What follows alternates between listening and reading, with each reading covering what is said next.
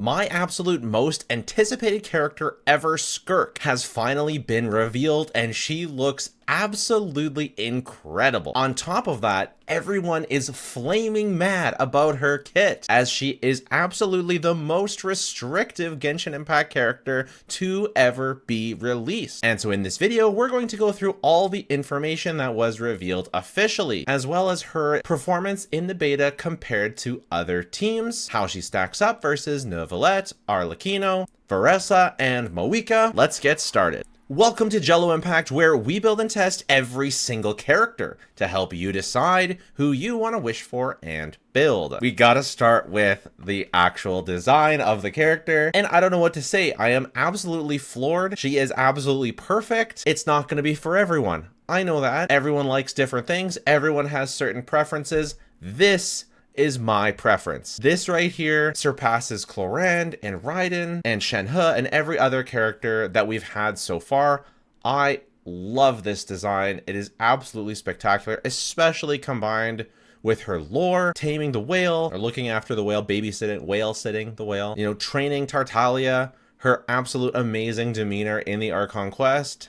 And then they went and redesigned her model and took my only complaints about her design and absolutely dialed everything up to 11. She is obviously extremely attractive, as well as being ridiculously badass. My favorite part about Genshin is the fantasy element. I know that there is a lot of tech in Genshin, as it turns out, like Conrian tech and repurposed tech, and that's all fine and good. But my favorite stuff is the magic stuff, and Skirk has got that in spades, and I love her interdimensional motif. Oh my, I gotta stop, or else because I could talk for hours about how good this looks. And again, it's not for everyone. I'm not saying it has to be for you, but this is exactly perfect for me, and she will be my favorite character. She's my favorite character overall that I've ever seen. So I have to move on. Skirk, Void Star, Sinner's Pupil, Fool's Master. So they're calling Tartaglia the Fool, and then Ryandaughters Pupil, Ryandaughter the Sinner.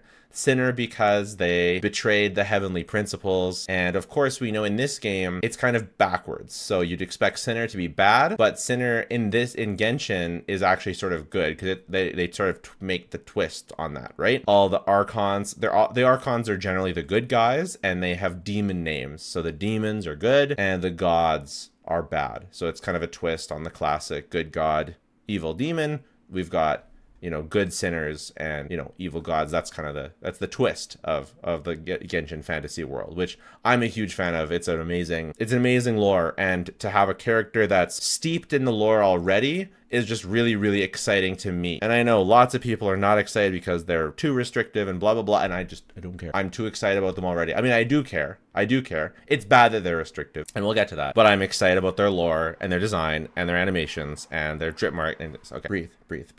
The stars hang above in their night-veiled skies. The abyss lies beneath in the abyss lies beneath in chthonic depths. None can know what lies beneath the bespangled heights, just as none can perceive that which dwells in lightless depths. As the ancient Conrian augur once said, venturing out into the universe and down into the abyss are the same, in that both are braving the dark unknown. In the days after the underground civilization collapsed upon a patch of unremembered scorched earth, the one who despised destiny plucked a young girl from the hands of fate. Once she had grown up, she too saved a child ensnared by providence. How good it would be if warmth could be the measure of all things, if all tales could end in joy. Yet the road ahead is uncertain, the sights beyond unknown. So sick. So she was plucked from the abyss, and then she plucked a child from the abyss. Next one. Sin infests the firmament. Calamity unfurls across the universe. You are free, and none now may prescribe you. Yet your destiny remains bound to that of this world. Indeed, you shall send your disciple here in the near future. What? Me, a student? Such misfortune. For them, I mean, whenever they show up. For them, I mean, whenever they show up. Vedfolner the Visionary and Sertology the Foul. Name Skirk title Void Star. Sinner's Pupil Fool's Master. The Seven Shifting Serpent Cryo.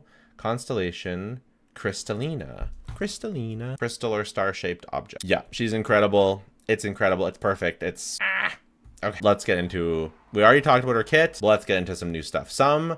Patreon members have already seen this because I recorded a video about ranting about Skirk and Dahlia already, and so I posted this in a video to Patreon already. If you want to see me talk about this even more, you can, and you're a Patreon member, you can go check that out. And if not, we're pretty much going to cover it all right now, so you're not really losing too much by not being on the Patreon, but I'm sure there'll be some funny things that I said then. I just figured it would be too redundant to have here as well as on the Patreon. But basically, the deal with Skirk, here's the deal with Skirk. She's an expensive chicken. She has expensive taste. She does not want you. She's not a budget girl. She is, I don't want to say she's a gold digger because she brings the bacon too. She's not just in for all of your money because she's going to bring some, but she needs you to do your part. She is not going to serve you. She needs some reciprocal stuff going on. And so what does she really need? If you want her to be great, you got to have Escoffier.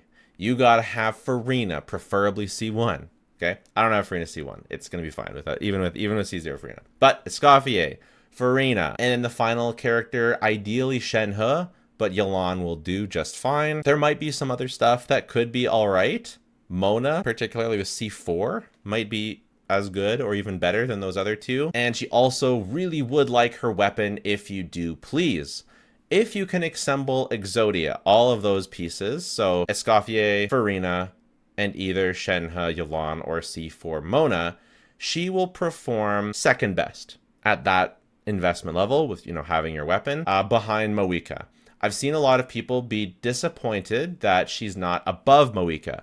Being above Moika would be crazy. Moika is around 150k DPS. To have Skirk be at that level would be nuts. It would not be acceptable for the game balance. It is much better that Skirk lands between the second best DPS, which is currently Varessa, at about 109k DPS, something like that. So 109 versus Moika's 150. There's a big gap there. If you give everyone their signature, Moika's jumps and Varessa's jumps and Skirk's jumps, and Skirk ends up being second. If you don't give Skirk her signature, but do give her the premium team, she falls below Varessa, and that puts her third. And then Novelette falls just below that. And no, Arlecchino is not close to that.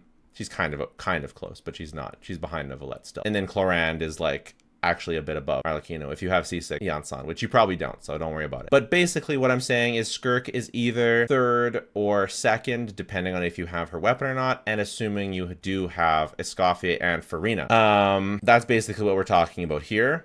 Again, these DPS numbers, remember, we are on week 1 of beta. Remember, week 1 of beta, lots can change. So don't she could be buffed, she could be nerfed, she could be changed.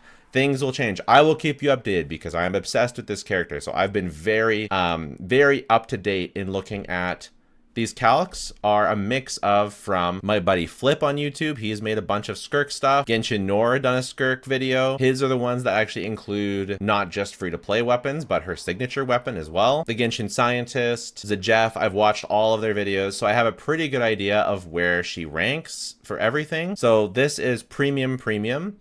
This is realistic. If you have, her for a free-to-play or a different 5-star weapon, Mist Splitter, Jade Cutter, Haran, not her signature, you're getting free-to-play versus 5-star weapon, something in this range. Could be up or down depending on who you talk to and what they've calced. If you don't have a Escoffier, but you still have lots of Cryo and Hydro 5-stars, you're getting like 80k DPS. The weapon adds a bunch more though if you do have the weapon. 80k is like high mid. This is like high tier, and this is top tier, right? So if you have premium, it's top tier. If you have almost premium, it's like high, almost top tier. And if you have other premium that's not Escoffier, it's like high mid. And if you only have 4 stars, it's poverty. It's true mid, or it's low mid even. I would say low mid at best. It's really bad. So she does not like it when you don't have 4 stars. And it's really a problem. I'm not going to lie. It's a problem for a few reasons. One, you have to pull a Escoffier who's on banner right now. 2, you have to use Farina with her. You probably have Farina, but you have to use her, which means that you're not using Farina with Novelette, which is an issue because a lot of people use Farina with Novelette. So that's already gonna knock a lot of people out of the ballpark from wanting to use Skirk. We really needed Dahlia, who is going to be a Hydro 4-star on Skirk's banner, to be a replacement for Farina. So you could have budget Farina on one abyss and real Farina on the other abyss for Novelette and Skirk, especially, you know, with other stuff coming up. We needed it, but we didn't get it. And that is really, really cringe because Dahlia, it replaces the Flex slot, not the Farina slot. We needed a Farina or a Escoffier replacement. Ideally the Farina, because the only good news for Escoffier is that, or for Skirk, is that if you do assemble this team, she doesn't use Shalonen. She doesn't use Bennett. She doesn't use Citlali. She doesn't use Chevra. She doesn't use anything. Any of the old supports. So you're free in your other teams to assemble whatever you want. You're totally fine. I'm also curious though how much you lose by replacing Farina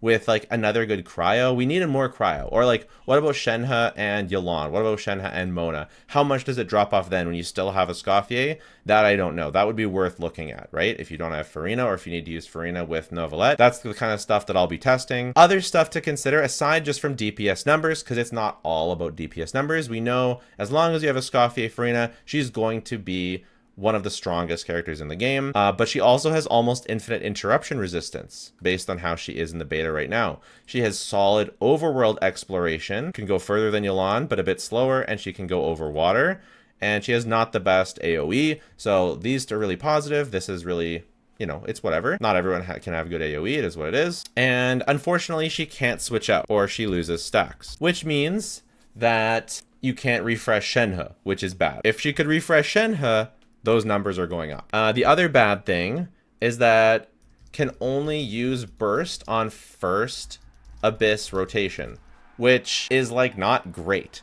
The way that her stacks work, she starts with full stack, she can burst, then you can do rotation, you can use her skill and use her skill state and attack with her, but you can't do that again. Maybe you can, but probably not. So yeah. One other thing that I haven't seen people talk about is the use of Layla with her, because Citlali enables Calamity of Ishu, which really helps her free-to-play performance. That's Dahlia's best function, is that he enables Calamity of Ishu, which is that free-to-play event sword. This puppy, which would look badass on Skirk, by the way. But I'm thinking also something I haven't seen anyone calculate is Layla. Layla gives a normal attack damage buff at C4. She gives some cryo damage, which is turns into pretty good damage with either Shenhe or Escoffier or both potentially, maybe here. She can run Tenacity of the Millith. She does solid personal damage. I don't know. I think Layla could be quite good with her on, you know, as a flex slot or in, you know, teams, maybe as a Shenhe replacement. I don't know. I think she could be quite good. But anyways, that is basically her kit. Let's do a little teams tier list here. So Escoffier obviously an S.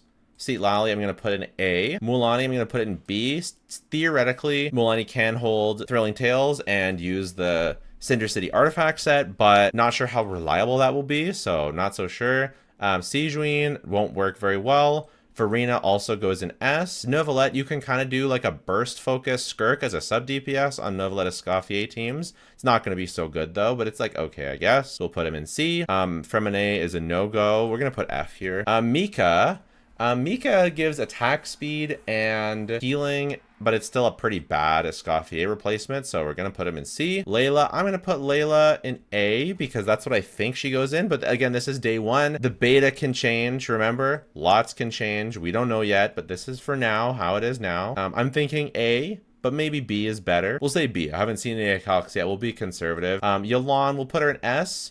Depending, Yelan could be better or as good as Shenhe, but Shenhe is definitely S for sure. Ayato, I'm going to put him in C as well.